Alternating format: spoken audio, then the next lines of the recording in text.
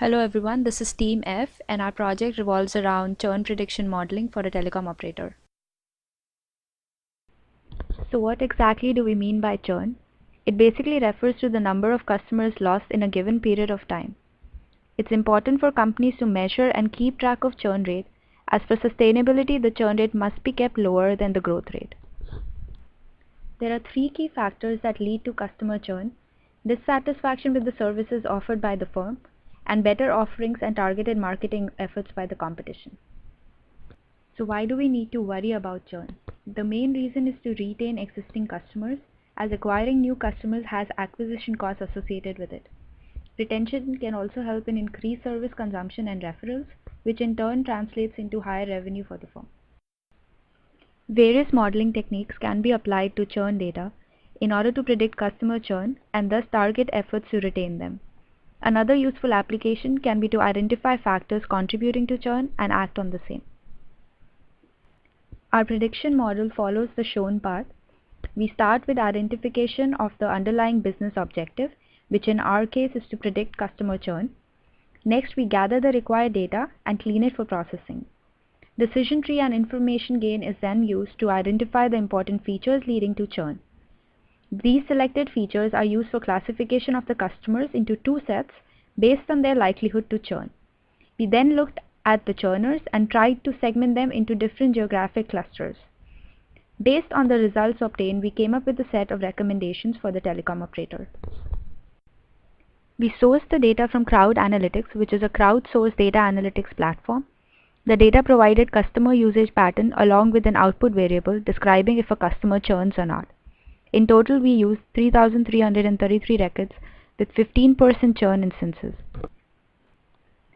Looking into our dataset, we observed class imbalance, that is bias towards non-churners with only 15% churn instances. Thus, to obtain accurate results, we use synthetic minority oversampling technique to have a roughly equal split in the data. Using information gain based decision tree, the most important variable for churn prediction is number of call minutes spent during daytime.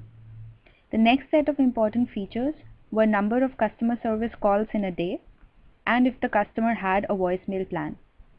Other important features were presence of an international plan, call minutes during evening time, minutes spent on international calls, and the number of international calls made in a day.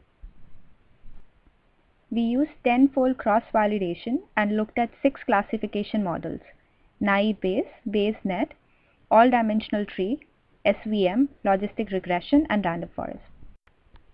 In addition to looking at the accuracy levels for all models, we also plotted ROC curves using true and false positive rates to obtain area under the curve values for better model predictions. In line with the accuracy values, the AEC values also turned out to be highest for random forest and AD tree. Looking at precision and recall values for all the models, we can again see that random forest and AD tree models outperformed others. Our next step was to look at the churners and obtain geographic clusters. Customer segmentation for churners showed that big states like California, Texas, and Montana had a higher churn rate as expected due to fierce competition. On the other hand, smaller states with less competition like Iowa and Arizona showed lower churn rates. We tried analyzing churn rates in relation to account length for customers. We found that the period between 91 to 119 days experienced the highest amount of churn. Thus, we can conclude that after 119 days, customers tend to progress towards becoming company loyals. Another aspect we looked at was call minutes related to call rates being offered. We can see that during evening, the churners tend to talk less compared to non-churners. Using the currently offered rates, the churn rate in our data was 15%. Thus, we looked at decreasing the rates for day and night when the churners talk more and increase the rate for evening when they talk less. This reduced the churn rate to 11.5%. Finally, we have 3 major recommendations: modify strategies in competitive states, target efforts between 91 and 119 days of account length, and tweak the call rates based on time of day and associated call duration for churners. Created using Powtoon.